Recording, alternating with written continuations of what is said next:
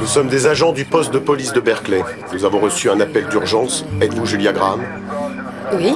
Nous venons vous parler d'une accusation de maltraitance. Maman, J'aimerais- qu'est-ce qui se passe? Julia tente de rassurer sa fille biologique, tout en expliquant désespérément qu'il ne s'agit que d'un malentendu. Mais elle n'aurait jamais imaginé que celui qui avait appelé la police était Victor, le garçon qu'elle avait adopté. Ce matin-là, Julia lui avait préparé ses pancakes préférés exprès pour lui. Mais Victor les regarde avec un profond dégoût. Gentiment. Je mangeais celle du fast-food. Alors ça n'arrivera jamais. Ta cuisine est dégueu. Maman, il l'a retiré. Je sais, oui, mon cœur, j'ai entendu.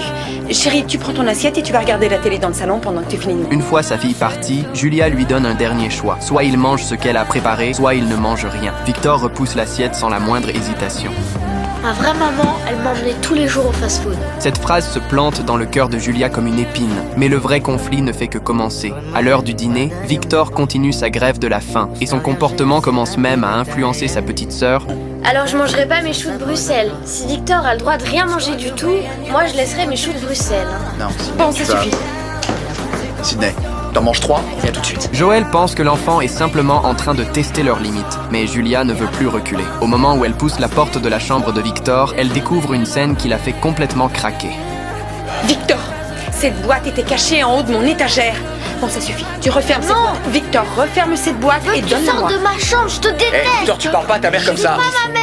Mais dans la lutte, Victor tombe violemment au sol. Joël et Julia restent figés sur place. Et quand Victor se relève, il n'y a plus que de la haine dans son regard. Très vite, la police frappe à leur porte. Berkeley, nous avons reçu un appel d'urgence. Êtes-vous Julia Graham?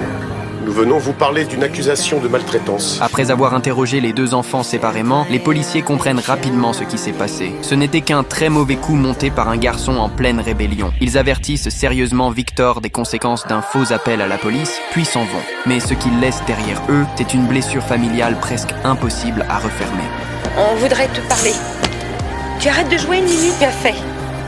Téléphoner à la police, c'est une chose vraiment très grave. Écoute ta mère. C'est pas ma mère. Je t'interdis de lui parler comme ça. Ça nous a beaucoup blessés. C'est inacceptable. Je te conseille de réfléchir à ce que tu as fait.